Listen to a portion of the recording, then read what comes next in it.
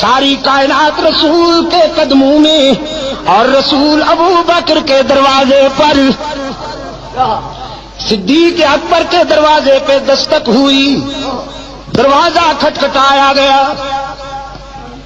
حضرت عائشہ کی غمزدہ ماں نے ڈوبی ہوئی آواز میں پوچھا، من بالباب، کون ہے؟ ہمارا دروازہ کھٹکھٹانے والا کون ہے؟ بس چھوڑ دو ہمیں اپنے حال پر، ہمیں کیوں ستاتے ہو، ہمیں کیوں تڑپاتے ہو، ہمیں اپنے حال پہ رہنے دو۔ باہر سے کوثر و تسنیم میں دھلی ہوئی آواز بلند ہوئی، ابو بکر کے گھر والوں دروازہ کھولو نا، تمہارے دروازے پہ آسمان رسالت کا سراج منیر آیا ہے، عبداللہ کا یتیم آیا ہے، محمد عربی آئے ہیں، دوڑتی ہوئی آئی ہے۔ حضرت عائشہ کی والدہ دروازہ کھولا، رحمت عالم صلی اللہ علیہ وسلم کو دروازے پہ موجود پایا، عرض کی اللہ کے رسول آپ، صبح صادق طلوع ہو گئی، شام غم کو سویرا مل گیا۔ رحمت عالم صلی اللہ علیہ وسلم نے فرمایا باقی باتیں بعد میں، پہلے یہ بتاؤ میری عائشہ کہاں ہے؟ عائشہ کہاں ہے؟ اور حضرت عائشہ فرماتی ہیں میں اپنی والدہ اور اپنے آقا کے الفاظ سن رہی ہوں، میرے دل نے تقاضا کیا کہ اٹھوں اور دامن رسول سے چمٹ کر جی بھر کے رو لوں، سارے دل کا بوجھ اتار دوں، لیکن پھر میرے ضمیر نے میرے قدم روک لیے۔ کہاں جاتی ہو؟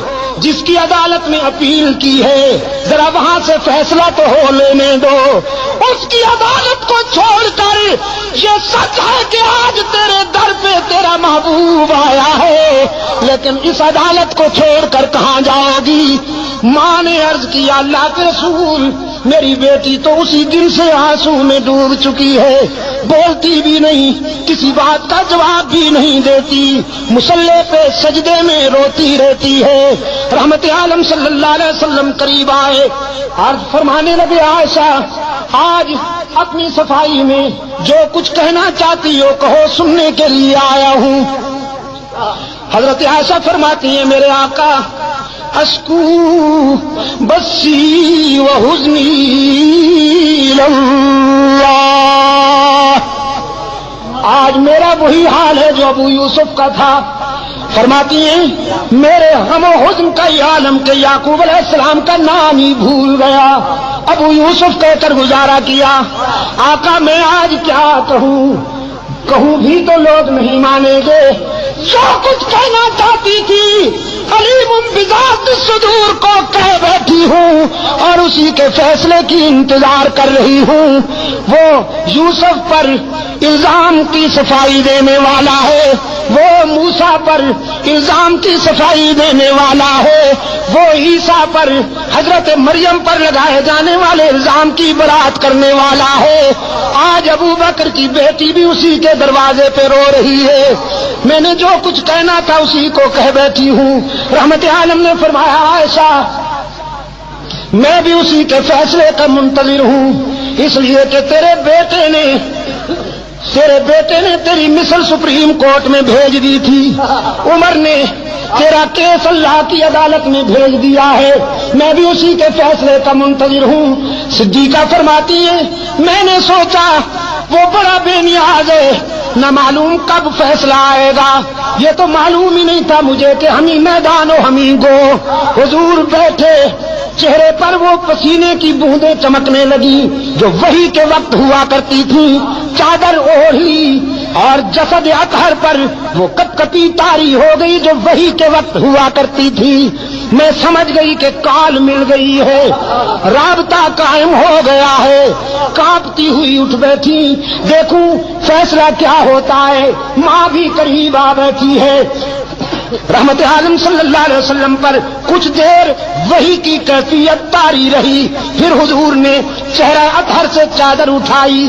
حضرت عائشہ فرماتی ہیں میں نے غور سے چہرہ رسول کو پڑھا، اور رسول کے چہرے پر نظر پڑتے ہی میرے ضمیر نے مجھے بشارت دی، ایسا مبارک ہو تو کیس جیت گئی، تیری شام غم ختم ہو گئی۔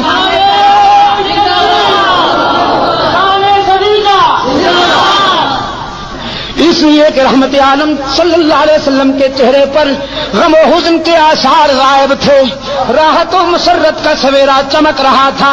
چادر ہٹاتے ہی رحمت عالم صلی اللہ علیہ وسلم نے فرمایا، عائشہ مبارکباد دیتا ہوں، اے صدیق کی بیٹی، تیرے مقدر کا کون مقابلہ کرے کہ موسیٰ پر الزام لگے تو ایک عورت وکیل صفائی بنتی ہے، یوسف پر الزام لگے تو ایک لڑکا وکیل صفائی بنتا ہے، مریم پر الزام لگے تو عیسیٰ بچہ وکیل صفائی بنتا ہے، لیکن ابو بکر کی بیٹی یہ تیرا مقدر ہے کہ جب منافقین نے تجھ پر تنقید کی تو خود رب العالمین وکیل صفائی بن گیا،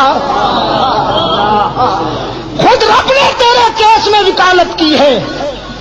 اور قرآن اترا، الخبیثات للخبیثین والخبیثون للخبیثات والطیبات للطیبین والطیبون للطیبات اولئک مبرؤون مما یقولون